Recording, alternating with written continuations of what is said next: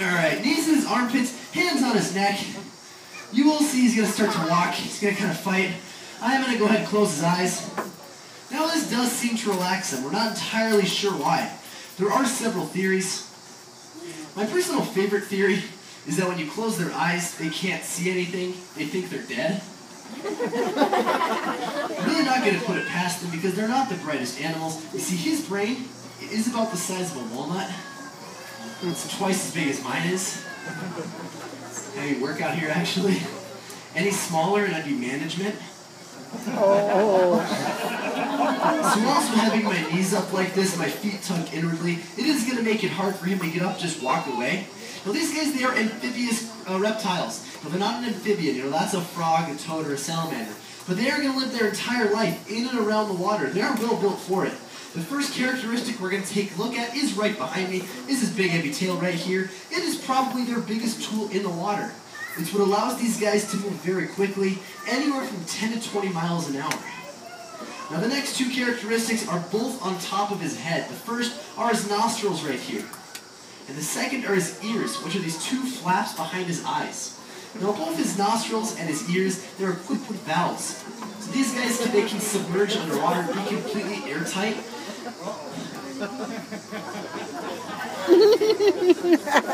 Sit.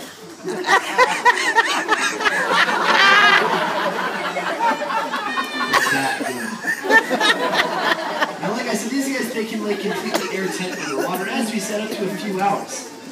Now because of the placement of their eyes, they can lay with just them above the surface. Makes it good for hunting, but it is going to put them in a vulnerable position, especially when fighting.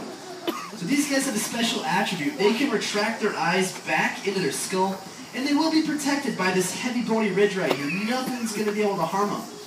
You will see, however, that when his eyes open up again, they look like they're rolling backwards. Now what that is a secondary eyelid. It's a very thin, known as the nictitating membrane. Basically what it is a built-in pair of diving goggles. It's going to let these guys see better while underwater. Now the next characteristic I want to point out is on the inside of his mouth. If you guys want to take a peek, you will see that when his mouth is open, you're not able to see down his throat. Now the reason for this is because their tongue is also going to work like a valve. It's going to seal off the back of his throat, and it's going to allow these guys to open their mouth underwater without taking any into their gut. So it's very rare to see down an alligator's throat. There's only a handful of times, one of which is when he's yawning. Another time is when you're being eaten alive. These jaws right here, powerful, amazing closing force. In comparison, relatively no opening force, and I'll show you what I mean by that. You see, it's not that hard for me to grab a hold of those jaws, force it shut, just like this. Now, like I said, not too much resistance, but these guys are going to live in water. They're going to be wet. They might have some algae buildup. So because of this, if I grab a hold of those jaws, I don't have that nice of a grip. It's not going to take him that much to shake his head back and forth for me to lose a hold of them. And from this point, my hands would be in a spot that he can get a hold of. So it's very important that when I close his jaws, that it is that nice tight grip. If you guys also want to take a peek, you'll see when his mouth is open that his jawline starts all the way back here. Now, there are no teeth in those areas. I can still get a nasty little pinch though. So when I go to close his jaws, I'm going to start my hands on his neck, slowly slide up to this rough ridgeline right before their eyes, forcing it shut, sliding my hands to the top, and rocking back just like this.